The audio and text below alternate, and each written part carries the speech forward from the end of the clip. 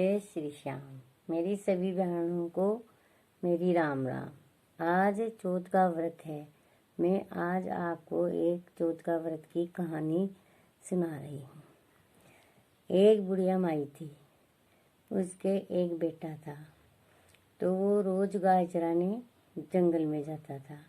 बुढ़िया माई हर महीने की चौथ का व्रत किया करती थी। तो उस दिन भी चौथ का व्रत था। वो बेटा गाय चराने चला गया और वो माँ व्रत करने लगी। तो इसी बीच वो हलवा पूड़ी बना के माता के भोग लगा रही थी। तो उनकी दो जेठानियों को ये बात पसंद नहीं आई, वो उससे जलने लग गई। तो वो शाम को जब बेटा गाय चरा के आया तो वो बेटे से बोली कि है ना, जो तेरी माँ तू तो गाय चराने चला जाता है और तेरी माँ ने जो बाद में अच्छे अच्छे माल बना के खाती है। तो वो बेटा बह गया और फिर वो माँ से आके झगड़ने लगा कि माँ, मैं तो गाय चराने जाता हूँ और तू है जो अच्छी अच्छी चीज़ें बना के खाती है। मैं बोली बेटा मैं तो हर महीने की चौथ माता का व्रत करती हूँ, जो उनके भोग लगाने के लिए ही मैं ये सब बनाती हूँ। तो बेटा नहीं माना।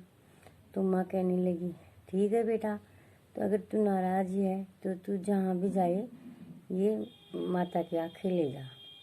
तेरे जब भी कोई संकट आए तो इन आँखों को हाथ में रख लेना, ठीक है। वो बेटा तो चला गया वहाँ से। अब बुढ़िया माई रो रो के बेहाल हो गई। अब वो दूर किसी गांव में गया। वहाँ पे एक बुढ़िया माई थी, वो पुआ पूड़ी बना रही थी और रोती जा रही थी। तो वो वहाँ पे गया और बोला कि माँ, आप पुआ पूड़ी भी बना रही हो और रो भी रही हो, ये क्या कारण है? तो वो बोली कि बेटा इस गांव में है ना, जो हवा पकता है उसमें एक मनुष्य की बलि दी जाती है। तो राजा का हुक्म से हर रोज एक किसी के घर में से किसी को भी जाना पड़ता है। तो आज मेरे बेटे की बारी है, इसलिए मैं पुआ पूड़ी इसलिए बना रही हूँ कि वो खा पी के चला जाएगा। रो रही इसलिए भाई एक ही बेटा है, वो भी चला जाएगा, इसलिए रो रही हूँ। तो वो बोला कि माँ, तू मेरे को ये पुआ पूड़ी खिला दे, तेरे बेटे की जगह मैं चला जाऊँगा। वो बोली बेटा तू पुआ पूड़ी तो खा ले, लेकिन दूसरे की मौत में तू क्यों जाएगा? कि नहीं माँ, मैं चला जाऊँगा। ठीक है। अब आधी रात हुई तो राजा के वो पहरेदार आ गए, बुढ़िया तेरे बेटे को भेज, बुढ़िया तेरे बेटे को भेज।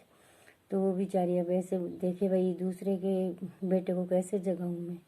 तो वो कभी क्या खुड़काने लगी, क्या कभी कुछ करने लगी, ऐसे वो थोड़ा खुड़का करने लग गई। इतने में ही वो जग गया कि माँ आ गए क्या? बोले हाँ आ गए बेटा। ठीक है माँ, मैं जा रहा हूँ। तो वो उनके साथ चला गया। वहाँ पे ने उसको हवा में बैठा के वो चुनने लगे। तो वो बैठते समय बोला कि अगर मेरी माँ मेरे लिए ही व्रत करती थी चौथ माता का तो मेरा संकट दूर हो जाना। और हवा में चुक दिया। और सुबह जब उठे तो 2 दिन बाद में वो भंगन झाड़ू लगाने आई। तो वो देखती है कि हवा से झाड़ू छू गई। तो वो टन की आवाज़ आई। तो वो राजा को जाके बोली कि राजा जी, हवा पक गया। सब देखने लग गए, भाई 6 महीने से हवा पकता था और आज 3 दिन में ही हवा पक गया। तो वो बुला के राजा के पहरेदारों को और उसको उठाने लग गया हवा को। तो वो बोला अंदर से, भाई धीरे धीरे हटाना। भाई तू कौन है? कि मैं जो आपने बिठाया था वही मैं हूँ। तो उसको निकाले बाहर।